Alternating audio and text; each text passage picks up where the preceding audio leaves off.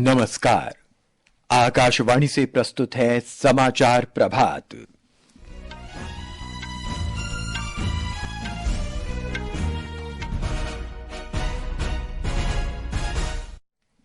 प्रधानमंत्री नरेंद्र मोदी ने कहा, संस्कृति, खान पान और क्रिकेट भारत और गयाना को मजबूती से जोड़ते हैं।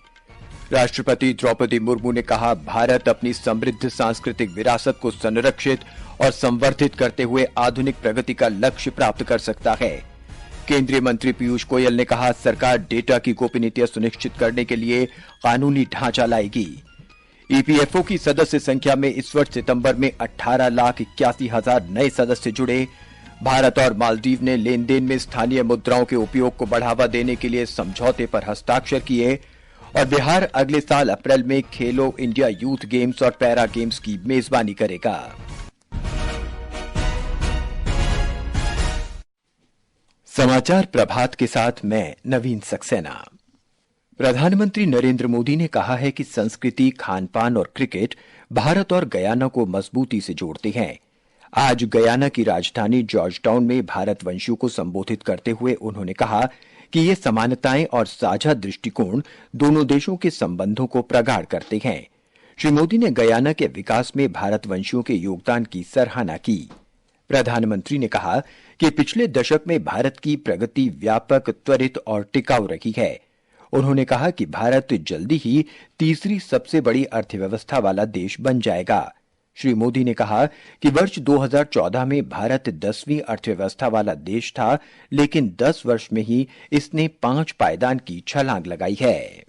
In just 10 years, India has grown from the 10th largest economy to the 5th largest. And soon we will become third largest. Our youth have made us the third largest startup ecosystem in the world. India is a global hub for e-commerce, AI, fintech, agriculture, technology and more.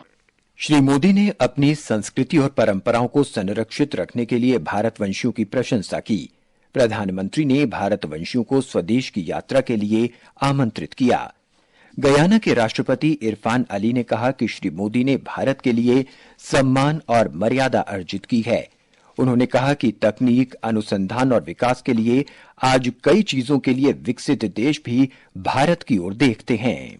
Today, many developing countries and developed countries look to India for examples, look to India for technology, look to India for research and development. That speaks volume. It speaks about transformation. It speaks about a changed society and a society that is firmly rooted as a global leader.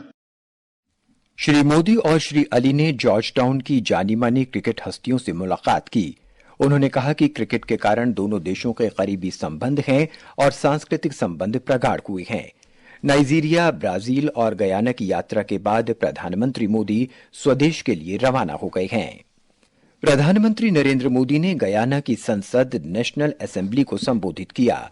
Shri Modi ने कहा कि भारत की निर्णय प्रक्रिया मानवता प्रथम के सिद्धांत पर आधारित होती है। एक रिपोर्ट। वैश्विक कूटनीतिक पहुंच में एक और महत्वपूर्ण क्षण को चिन्हित करते हुए प्रधानमंत्री श्री मोदी ने गयाना की संसद को संबोधित किया। यह 14वां ऐसा अवसर था जब प्रधानमंत्री ने विदेश के संसद में भारत के लोगों की ओर से अपना संबोधन रखा। श्री मोदी विदेशी संसदों को सबसे अधिक बार संबोधित करने वाले भारतीय प्रधानमंत्री हैं। पिछले कुछ वर्षों में श्री मोदी ने अमेरिका से लेकर यूरोप, अफ्रीका, ऑस्ट्रेलिया और एशिया तक कई देशों की संसदों में अपना अभिभाषण रखा है। यह भारत का वैश्विक मंच पर बढ़ते प्रभाव को भी दिखाता है। अनुपम मिश्र, आकाशवाणी समाचार, दिल्ली। प्रधानमंत्री नरेंद्र मोदी ने गयाना में सरस्वती विद्या निकेतन स्कूल का दौरा किया। विदेश मंत्रालय के सचिव जयदीप मजूमदार ने गयाना की राजधानी जॉर्ज टाउन में पिछले 1.5 वर्षों में दोनों देशों के बढ़ते संबंधों की जानकारी दी।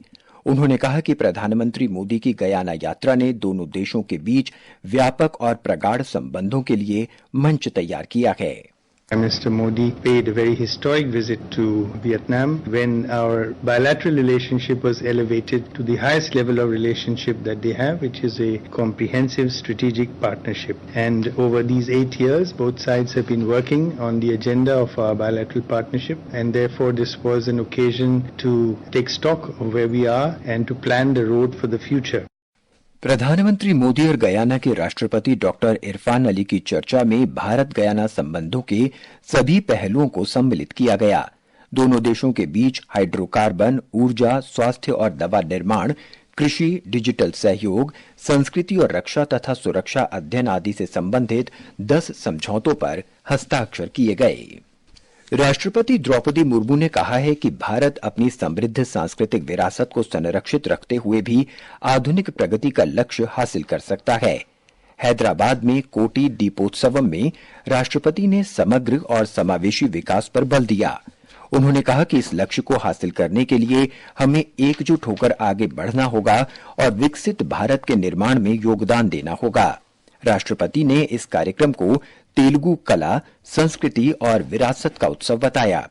कार्यक्रम में तेलंगाना के राज्यपाल जिष्णु देव वर्मा, केंद्रीय कोयला और खान मंत्री जी किशन रेड्डी और तेलंगाना की महिला और बाल कल्याण मंत्री डॉक्टर अनुसुईया भी उपस्थित थी। राष्ट्रपति मुर्मू आज हैदराबाद के शिल्परामम में चौथे लोकमंथन का औपचारिक उद्घाटन करेंगी। देश के दक्षिणी राज्यों में पहली बार अंतर्राष्ट्रीय सांस्कृतिक महोत्सव का आयोजन किया जा रहा है। ब्यौरा हमारे संवाददाता से। 2016 में इसकी शुरुआत के बाद से लोक मंथन हर 2 साल में एक अलग राज्य में एक अलग जगह पर प्रज्ञा वाहिनी द्वारा आयोजित किया जा रहा है। देश के दक्षिण हिस्से में पहली बार हैदराबाद में ये अनोखा सांस्कृतिक आदान प्रदान का आतिथ्य दिया जा रहा है। पश्चिम एशिया सहित दुनिया के विभिन्न हिस्सों से कई प्राचीन और संरक्षित धार्मिक समुदाय ये चौथे लोक मंथन में एक साथ शामिल हो रहे हैं। राष्ट्रपति द्रौपदी मुर्मू जो अभी हैदराबाद के 2 दिवसीय यात्रा पर है, आज सुबह औपचारिक रूप से लोक मंथन के उद्घाटन करेंगी। आकाशवाणी समाचार के लिए हैदराबाद से लक्ष्मी। वाणिज्य और उद्योग मंत्री पीयूष गोयल ने कहा है कि सरकार डेटा की गोपनीयता सुनिश्चित करने के लिए कानून बनाएगी। उन्होंने कहा कि भारत प्रौद्योगिकी और नवाचार में निवेश का एक प्रमुख देश बनेगा और कानूनी मजबूती से डेटा को सुरक्षित रखना संभव होगा। श्री गोयल ने ब्रिटेन भारत व्यापार परिषद के सम्मेलन में कहा कि डेटा के लिए काफी अधिक ऊर्जा की आवश्यकता होगी और देश के पावर ग्रिड की इसमें बड़ी भूमिका होगी। उन्होंने ये भी कहा कि डिजिटल विश्व को टिकाऊ ढांचा दे सकने के मामले में भारत सबसे अच्छी स्थिति में है। ये समाचार हमारी वेबसाइट www.newsonair.gov.in और हमारे news on AIR mobile app पर भी उपलब्ध हैं। इस वर्ष सितंबर महीने में कर्मचारी भविष्य निधि संगठन से जुड़े सदस्यों में 9.33% की वृद्धि दर्ज की गई है। इस दौरान 18,81,000 नए सदस्य जुड़े हैं। इनमें 59% हिस्सेदारी 18 से 25 वर्ष के आयु समूह के लोगों की है। श्रम और रोजगार मंत्रालय के अनुसार सदस्य संख्या में ये वृद्धि रोजगार के अवसर बढ़ने, कर्मचारियों को मिलने वाले लाभों के प्रति जागरूकता और संगठन की प्रभावी पहल के कारण हुई है। अस्थायी पेरोल डेटा के अनुसार वर्तमान वित्तीय वर्ष के सितंबर माह में कुल 9,47,000 नए सदस्यों का पंजीकरण हुआ। इनमें 18 से 25 आयु वर्ग के सदस्यों की संख्या कुल सदस्यों के 59% से भी अधिक है। मंत्रालय ने बताया कि सितंबर महीने में लगभग 2,47,000 महिलाएं संगठन से जुड़ी हैं। भारत और मालदीव अब अपनी अपनी मुद्राओं यानी रुपए और रुपया में लेन देन करेंगे। इस आशय के समझौते पर रिजर्व बैंक के गवर्नर शक्तिकांत दास और मालदीव मॉनेटरी अथॉरिटी के गवर्नर अहमद मुनावर ने मुंबई में हस्ताक्षर किए। इससे आयातकों और निर्यातकों को भी अपनी मुद्रा में बिल भुगतान की सहूलियत होगी और भुगतान जल्द हो सकेगा। इस समझौते से दोनों देशों के बीच व्यापार में भी वृद्धि होगी। झारखंड में 2 चरणों में और महाराष्ट्र में एक ही चरण में हुए विधानसभा चुनाव के लिए मतगणना कल की जाएगी। झारखंड के मुख्य निर्वाचन अधिकारी के रवि कुमार ने बताया कि 24 मतगणना केंद्र जिला मुख्यालयों में स्थापित किए गए हैं। मतगणना सुबह 8 बजे डाक मतपत्र के साथ शुरू होगी। काउंटिंग सुबह 8 बजे शुरू होगा। फर्स्ट पोस्टल बैलेट का काउंटिंग शुरू होगी, फिर उसके बाद 8:30 बजे से हम लोग का ईवीएम काउंटिंग प्रारंभ होगी। आपका वो फर्स्ट रिजल्ट निकालने वाला राउंड का डिक्लेयर करने के लिए समय लगभग आपका 9:30 बजे लगेगी।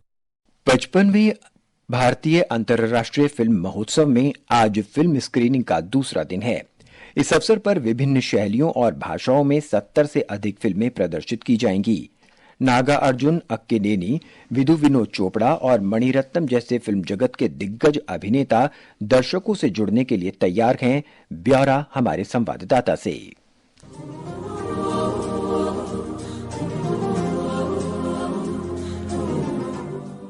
आज के दिन का सबसे खास और बहुप्रतीक्षित पल इफ्फी परेड होगी, जो एंटरटेनमेंट सोसाइटी ऑफ गोवा के कार्यालय से कला अकादमी तक सड़कों पर रंग बिखेरती नजर आएगी। परेड के रास्ते पर होने वाली स्काई लैंटर्न प्रतियोगिता इस उत्सव में एक जादुई माहौल जोड़ेगी। प्रतियोगिता में भाग लेने वालों के पास नकद पुरस्कार जीतने का मौका भी होगा। दूसरी ओर फिल्म इंडस्ट्री के निर्माताओं, वितरकों और अन्य पेशेवरों के बीच संपर्क और सहयोग का मंच फिल्म बाजार भी जोरों पर होगा। यहाँ उद्योग से जुड़े सौदे और चर्चाएं होने की भी उम्मीद है। आकाशवाणी समाचार गोवा के लिए ओमवेश उपाध्याय के साथ पंजम से दुर्गेश भदौरिया।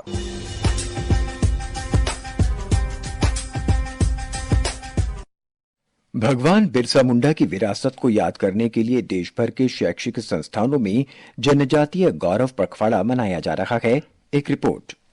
केंद्र सरकार ने राष्ट्रीय बांस मिशन के माध्यम से आदिवासी परिवारों के लिए बांस की कटाई, प्रसंस्करण और बिक्री के लिए नए रास्ते खोले हैं, जिससे उन्हें आय का एक स्थायी स्रोत मिला है। 45 लाख से अधिक जनजातीय लाभार्थियों को वन धन विकास केंद्रों से समर्थन मिला है, जिससे उन्हें वन उपज में मूल्य जोड़ने और अपनी आय बढ़ाने में सक्षम बनाया है। पीएम किसान के अंतर्गत लगभग 1,20,00,000 जनजातीय किसानों को कृषि में निवेश करने और उनकी उत्पादकता में सुधार करने के लिए प्रत्यक्ष वित्तीय सहायता भी प्राप्त हुई है। वर्ष 2014 के बाद से जनजातीय गांवों को हजारों किलोमीटर सड़कों से जोड़ा गया है, जिससे वहां शिक्षा, स्वास्थ्य और व्यापार के लिए नए अवसर बन गए हैं। पल्लवी परमार के साथ भानु प्रताप सिंह, आकाशवाणी समाचार, दिल्ली।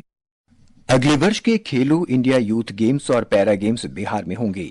युवा कार्यक्रम और खेल मंत्री मनसुख मांडविया ने कहा है कि बिहार ने महिला एशियाई चैंपियंस ट्रॉफी हॉकी का सफल आयोजन कर अपनी क्षमता साबित की है। भारत और ऑस्ट्रेलिया के बीच बॉर्डर गावस्कर ट्रॉफी का पहला क्रिकेट टेस्ट मैच आज से पर्थ में खेला जा रहा है। भारत ने टॉस जीतकर पहले बल्लेबाजी करने का फैसला किया। ताजा जानकारी मिलने तक भारत ने 1 विकेट पर 5 रन बना लिए हैं। दिल्ली और राष्ट्रीय राजधानी क्षेत्र में वायु गुणवत्ता बेहद खराब श्रेणी में बनी हुई है। दिल्ली में आज सुबह 7 बजे तक औसत वायु गुणवत्ता 371 दर्ज की गई। ये समाचार आकाशवाणी से प्रसारित किए जा रहे हैं। ताजा समाचार जानने के लिए आप हमारे social media handle XAIR news Hindi को फॉलो कर सकते हैं। और अब आज के समाचार पत्रों की सुर्खियों के साथ हैं मुकेश कुमार। धन्यवाद नवीन। प्रधानमंत्री नरेंद्र मोदी को गयाना और डोमिनिका के सर्वोच्च सम्मान प्रदान करने की सभी समाचार पत्रों ने सचित्र प्रकाशित किया है। लोक सत्य ने सुर्खी दी है, प्रधानमंत्री बोले ये 140 करोड़ भारतीयों का सम्मान। हरी भूमि लिखता है, कैरिकॉम देशों के साथ संबंधों को नई ऊंचाई पर ले जाने के लिए प्रतिबद्ध भारत। रूस ने यूक्रेन के शहर निप्रो को निशाना बनाकर कल रात अंतर महाद्वीपीय मिसाइल दागी। ये खबर नवभारत टाइम्स सहित कई अखबारों ने सचित्र प्रकाशित की है। दैनिक जागरण ने अपने पहले पृष्ठ पर दिया है, यूक्रेन का दावा, रूस ने ICBM दागी। वहीं पुतिन ने कहा, मध्यम दूरी की नई बैलिस्टिक मिसाइल का परीक्षण किया। बच्चों को इंटरनेट मीडिया के गलत प्रभाव से बचाने के लिए ऑस्ट्रेलिया की संसद में बिल पास होने पर राजस्थान पत्रिका ने लिखा है, ऑस्ट्रेलिया की संसद में दुनिया का अपनी किस्म का पहला विधेयक पेश। अंत में मुख्य समाचार एक बार फिर। प्रधानमंत्री नरेंद्र मोदी ने कहा, संस्कृति, खानपान और क्रिकेट भारत और गयाना को मजबूती से जोड़ते हैं। राष्ट्रपति द्रौपदी मुर्मू ने कहा, भारत अपनी समृद्ध सांस्कृतिक विरासत को संरक्षित और संवर्धित करते हुए आधुनिक प्रगति का लक्ष्य प्राप्त कर सकता है। EPFO की सदस्य संख्या में इस वर्ष सितंबर में 18,81,000 नए सदस्य जुड़े और बिहार अगले साल अप्रैल में खेलो इंडिया यूथ गेम्स और पैरा गेम्स की मेजबानी करेगा। इसके साथ ही समाचार प्रभात का ये अंक समाप्त हुआ। नमस्कार।